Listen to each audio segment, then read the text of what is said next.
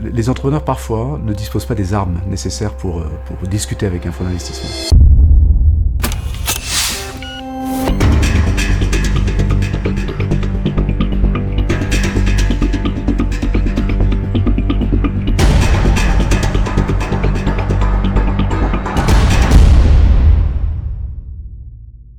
Bonjour, Jean-Christophe Cléache. J'ai écrit un livre sur les fonds d'investissement et les entrepreneurs. Ça s'appelle d'ailleurs Entrepreneurs et fonds d'investissement, parce qu'il n'y avait pas de littérature sur ce sujet, à ma connaissance. Et je trouvais qu'aujourd'hui, un entrepreneur fait systématiquement face à un besoin de fonds propres que les banques n'assument pas trop. Et donc, avoir recours aux fonds d'investissement devient quelque chose d'assez naturel. Mais les fonds d'investissement ont parfois une réputation assez moyenne.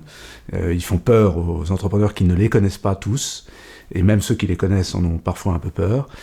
Et je voulais juste les rassurer sur le fait que, comme ils vont avoir à faire face à eux régulièrement, je voulais leur donner un mode d'emploi qui n'existe pas aujourd'hui. Comment aller les séduire, comment négocier avec eux, et comment pérenniser la relation avec eux. J'ai été amené à faire ce livre parce que ça fait à peu près 25 ans que je travaille sur des fusions-acquisitions. Je suis avocat en droit des affaires. Dans mon cabinet à Paris, on est une vingtaine de personnes. Et donc je fais des levées de fonds, je dirais une dizaine de fois par an au moins, avec des LBO, des acquisitions, des cessions. Et les fonds d'investissement, je les croise systématiquement. Alors c'est vrai que je suis plutôt du côté de l'entrepreneur, c'est atavique. Ma famille était une famille d'entrepreneurs.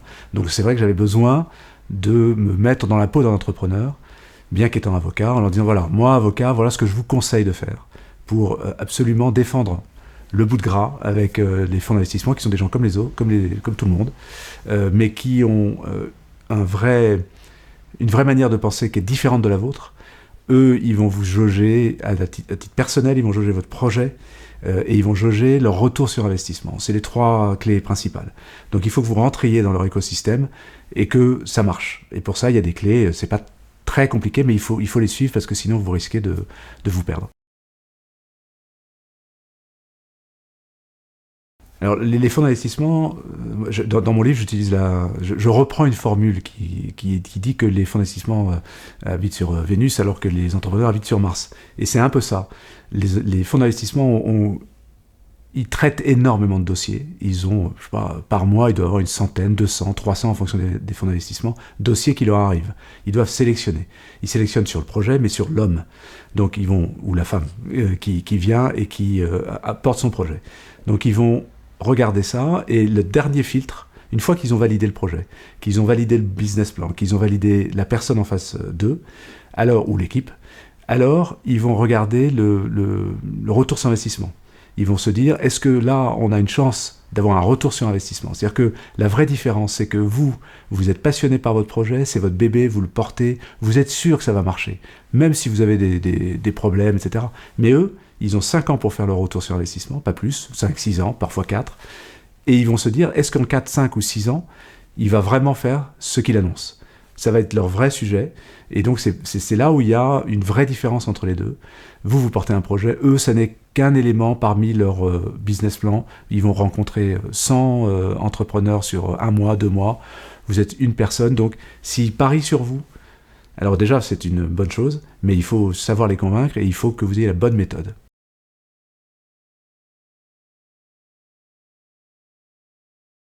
Les entrepreneurs, parfois, ne disposent pas des armes nécessaires pour discuter avec un fonds d'investissement. Certains ont des directeurs juridiques qui connaissent bien, ou des directeurs financiers qui connaissent bien, ou des avocats qui connaissent bien, mais ils n'ont pas nécessairement, eux, la pratique. Et c'est pour ça que je donne cette méthode dans mon livre, c'est avoir les bonnes équipes autour de soi. C'est un triptyque, un avocat ou un directeur juridique, un directeur financier ou un expert comptable, et une boutique d'affaires, ce qu'on appelle une boutique d'affaires, comme une banque d'affaires, qui vient vous sélectionner les fonds d'investissement en fonction de votre projet. C'est un premier tamis.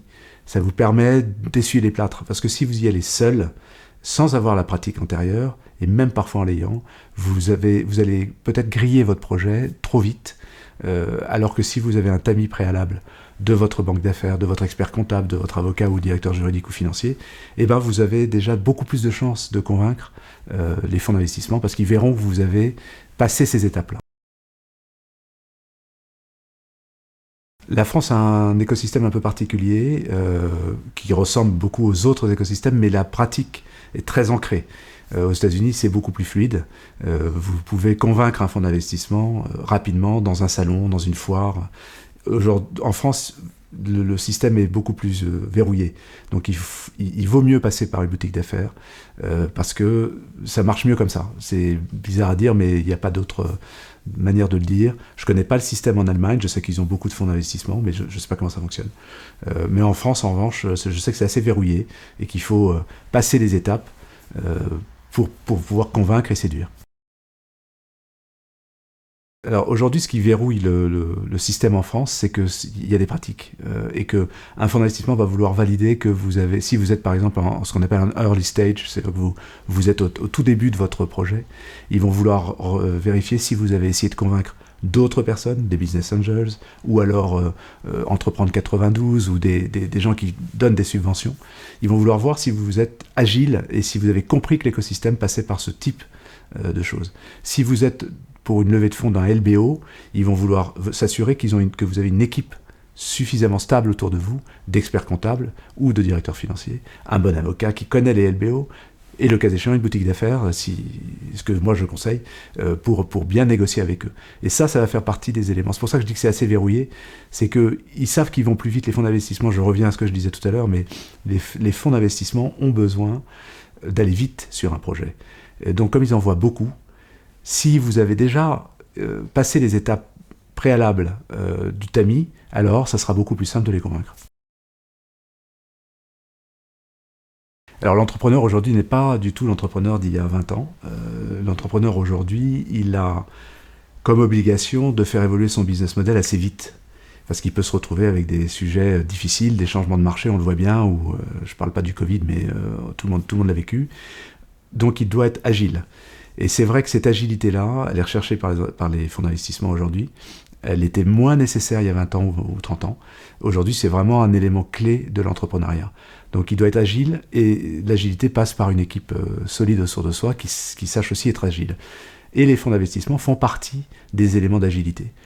Il faut aller les chercher, il faut les séduire. Ça vous permet d'avoir un matelas et de pouvoir changer de business model, ils le comprendront. Si vous avez quelque chose de tangible à leur expliquer, ils comprendront, ils suivront. Il ne faut pas faire n'importe quoi comme d'habitude, mais globalement, ce sont des gens qui suivent dès lors qu'ils sont convaincus que vous êtes la bonne personne pour le projet. Et au contraire, ils vous en voudraient de ne pas être agile et de ne pas changer de business model au bon moment. Donc oui, les entrepreneurs aujourd'hui sont assez différents d'hier, et c'est pour ça que ce mode d'emploi me paraît utile.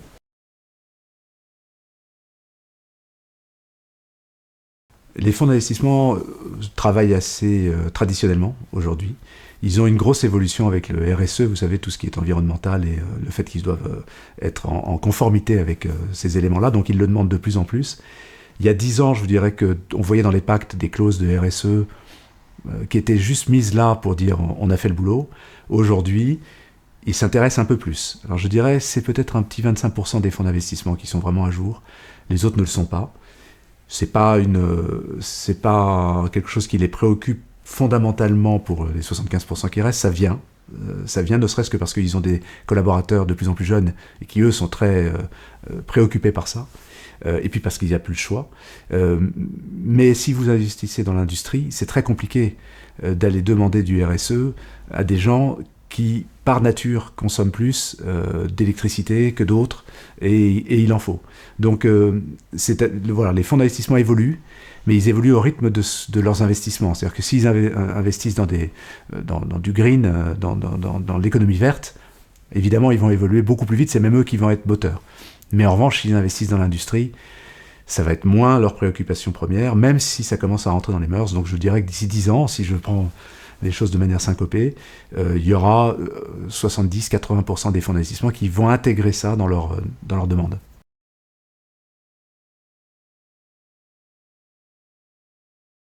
Alors j'ai toujours constaté que les gérants de fonds d'investissement, enfin c'est ce qu'on appelle les gens qui gèrent les fonds d'investissement en réalité, ils gèrent l'argent des autres, ils sont là pour porter un projet, vous aider à porter un projet pendant 4, 5, 6, 7 ans, parfois 10, mais enfin c'est rare. Ils peuvent changer. Vous avez souvent des gérants de fonds dans le début d'un projet qui n'est plus le même 3 ans, 4 ans, 5 ans après. L'entrepreneur, lui, il ne peut pas changer. Il est là, il doit porter son projet jusqu'au bout et donner satisfaction. Donc si un gérant de fonds change, c'est pas grave. En revanche, si un entrepreneur change, ça change tout le modèle. Donc c'est pour ça que dans mon bouquin, j'ai voulu écrire cette différence fondamentale. Le fonds d'investissement, c'est un véhicule qui vous permet d'avoir des financements. Il peut vous apporter quelques sujets, quelques idées, mais globalement, il est là pour du financement.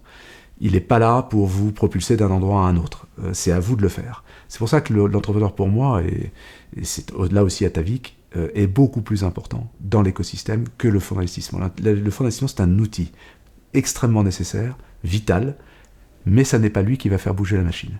Donc c'est pour ça que je considère que l'entrepreneur est au cœur du système et qu'il lui faut les armes pour convaincre et séduire un fonds d'investissement, qui ne passe pas à côté, qui ne pense pas que c'est facile, c'est pas vrai, c'est compliqué, c'est technique, donc il faut le prendre comme un vrai dossier, comme s'il développait un nouveau produit. Voilà, il faut intégrer les choses, il faut les digérer, et il faut arriver serein dans la discussion avec un fonds d'investissement.